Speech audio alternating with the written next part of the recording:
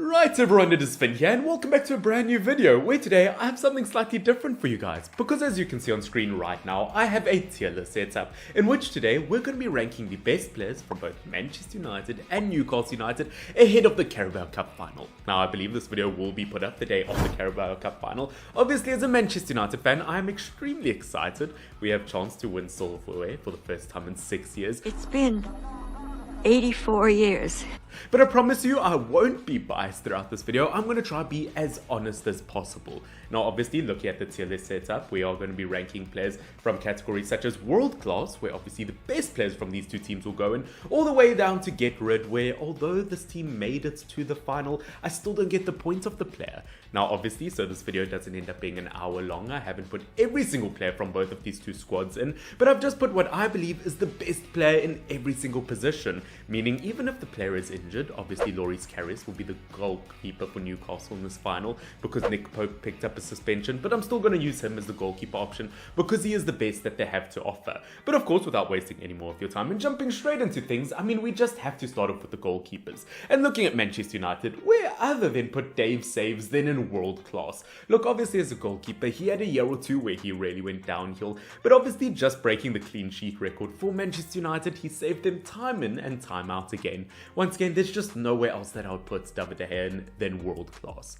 Obviously, looking at Nick Pope, I mean, a part of me, I don't know what it was. I really initially wanted to put him in really good, but if you actually think about the impact that he's had on Newcastle United, especially considering the fee, what was it, like £15 million? And I would argue, if I had to put forward a Premier League team of the season right now, Nick Pope might be my goalkeeper, and because of that, and because of the impact he's had on Newcastle United, I have to put him in world class. I mean, once again, I had to put him over Karius because although he will be the goalkeeper in there, I don't think anyone's seen Karius touch a ball in about 2 years. Now obviously, jumping into our next position, looking at the right backs, Diego Dalot, whether you go for him or Wan-Bissaka, I believe would have a very similar impact, and I'm going to put him in really good. Obviously, he had that period of time where he wasn't really favoured by Manchester United. He went on loan to AC Milan, but since returning, he's been a really solid option, and he's made a huge impact in that right back position. Really, really good. Obviously, looking at Newcastle United right back, we do have Trippier, where, once again, although I want to put him on a similar level to Manchester United, I want to say that we've got a head above them. At the end of the day, if you don't put Trippier in a world-class level, something is seriously wrong with you. I would argue the best right back in the Premier League this season, in fact in all English competitions. Obviously, he's Newcastle United's top assist maker, he's won countless games for them, obviously in terms of set pieces, he's an absolute mastermind. Once again, Trippier, one of the most underrated players in world football over the last 5 to 10 years. Seriously good, and he is a world-class player. Now obviously, looking at the left backs, we do have Roberto Carlos next, and once again, do I put him on the same level as Diego Dalot?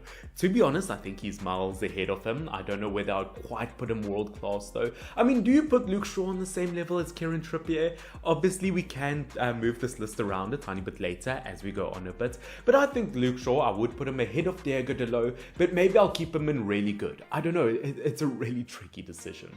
Obviously, looking at Newcastle United's left back, I mean, he's not even a left back. We have Dan Burns, the man who's about like 10 feet tall. Obviously, as we know, he's actually traditionally a centre back, but as a left back for Newcastle United this season, he's been brilliant. But I don't know if that goes down to bias, the fact that it's not his natural position. So I don't know if people are even more impressed by him.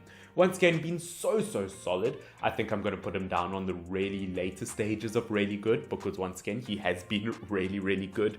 So it just makes the most sense. Once again, guys, don't forget, if you have different opinions to me, don't forget to put down below. Once again, I'm not going to have the same opinion as everyone, but Dan Burn, once again, been an absolute monster in that left back position, really transitions well to a left centre back when they move to a 3 at the back system throughout their play.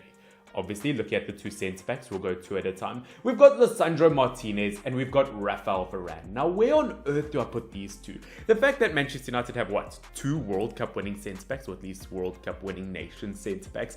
Once again, 2 world-class players. And looking at the impact Martinez has had this season, am I going to have too many players in the really good category? I mean, looking at Martinez, once again, the impact he's had on Manchester United, proving everyone, especially Jamie Carragher, wrong. Once again, you have to put him in really good. He's he's been revolutionary for the sides.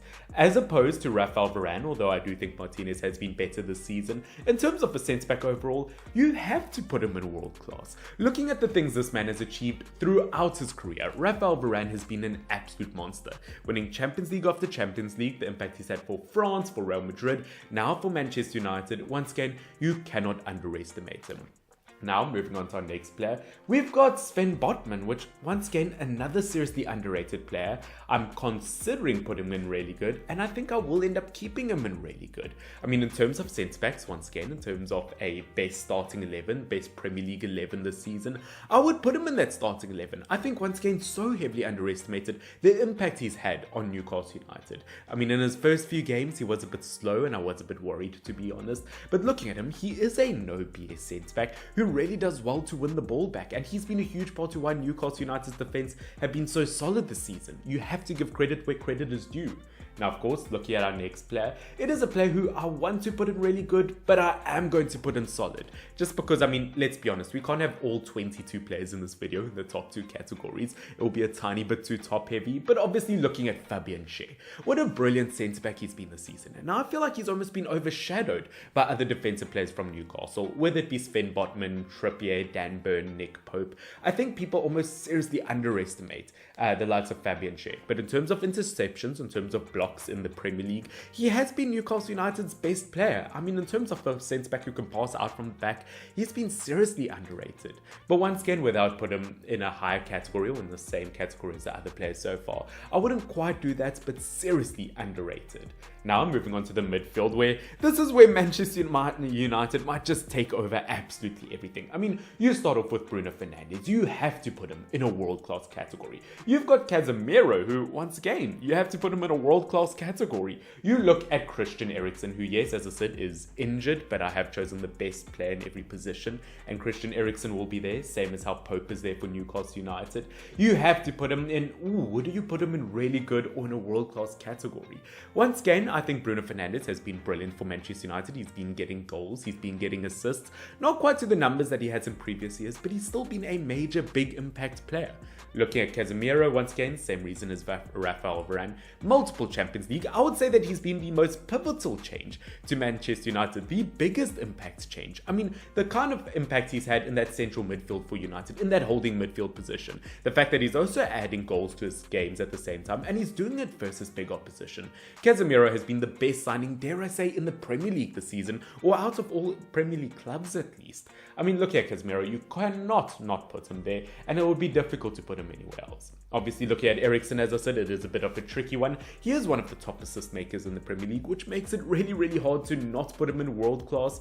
But once again, I do think he's been really, really good, but I wouldn't quite put him in the top tier. Once again, maybe I'll be wrong, maybe you guys will disagree with me down below. But of course, look at the midfield three for Newcastle United. You've got the likes of Sean Longstaff, which I'm going to put in the solid category. Once again, he's been really, really good for them. But once again, he's kind of I'll describe him as a 6 or a 7 out of 10 most match weeks, which isn't bad to say. It just means he's extremely consistent. But once again, I wouldn't put him on the same level as everyone else.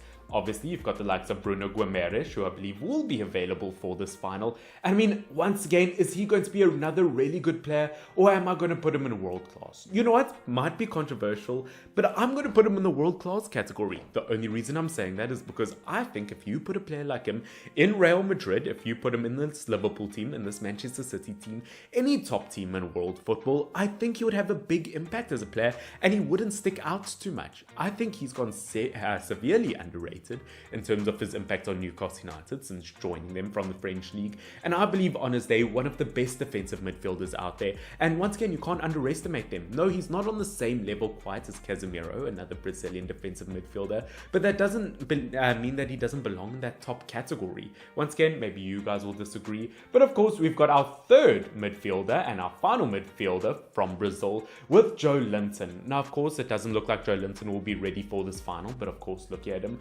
you have to put him in that really good player category. Of course, arrived at Newcastle United was a record fee at the time, and everyone's saying that he'll be the next big striker for them. And little did they know about 2-3 years later that he would be one of the best midfielders they've ever had. I mean, in terms of a workhorse, you don't get much better than him. He is so solid week in, week out, which, yes, I guess sounds like I should put him in that solid category. But at the end of the day, I do think Joe Linton, once again, what a player he is. He has really proven everyone wrong. He's very versatile, can also play as a winger, but once again, I have to put him in really good. Now, next up, moving into the attacking players, we've got Anthony, which this might make me very unpopular as a Manchester United fan, but I'm going to put him in meh. Yes, I know he's had some really good games for United here and there, or he's had some big moments, should I say. But once again, as a player, I don't think we've seen the best of him. I think he's still got a lot to show for Manchester United. But in the future, I mean, if this was recorded in a year's time from now, maybe he could be in one of these top categories. But once again, as things stand right now, he's not quite the player that I want him to be at Manchester United, although I'm sure he will be in a year or two. I mean, in terms of wingers, I'm not even sure he's better than Garnacho at this point in time. But looking at the squad right now, I at least have to put him in the meh category, although I'm sure he'll rise in the future. Now, moving on, talking from one slightly underwhelming Manchester United player to another, we've got Wout Weghorst. Now, once again, this is going to make me so unpopular, but I have to put him in the get rid category. And I know it's going to make me unpopular because I know a lot of Manchester United fans really kind of like this man.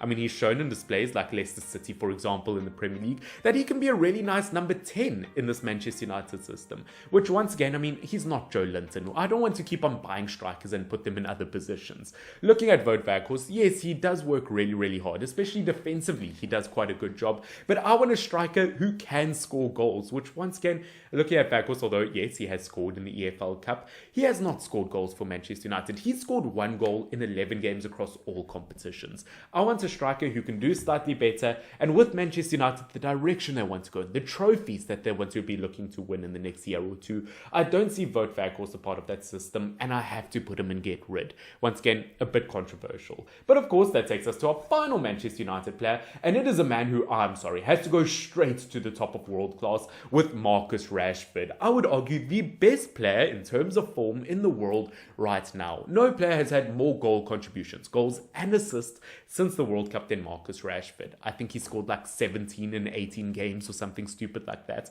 I mean, if you don't put a player like him in world class, I don't know what you're doing. Once again, there shouldn't be an argument here.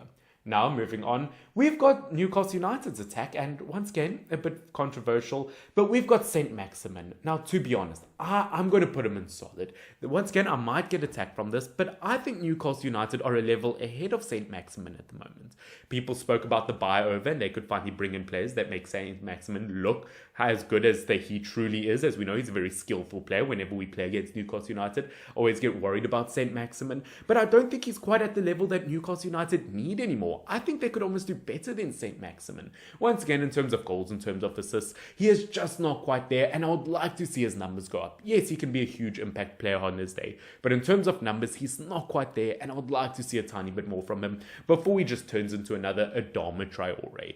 Now, moving into our final two players, we've got Miggy Almiron, the top goal scorer for Newcastle United in the Premier League this season, which, looking at him, you have to at least put him in the really good category. The only reason I'm not putting him in world class is obviously since the World Cup, he hasn't been scoring as many goals. He's only really proved it to us this season how good he can be. So because of that, until we see him kind of pick up on form once again, I am going to put him in really good. And of course, ladies and gentlemen, that takes us to our final player of the video, which don't forget, if you have enjoyed, make sure to hit the subscribe button down below and use a tiny bit more accuracy than Wout Weghorst. Otherwise, I'll put you guys in the get rid category. I'm sorry, please don't do that. I do need you guys here. But of course, looking at Callum Wilson, an England international striker, which once again, have to put him in really good. Looking at him as a striker, when he is match fit, which unfortunately he is a player who struggles for injuries, he can be such a huge impact player for Newcastle United. Although, yes, I could have put Isak here. I mean, let's not kid ourselves. Callum Wilson is the best striker at Newcastle United. When he is match ready, he can be a huge impact player. He can score from insane angles inside the box. He can score versus big opposition.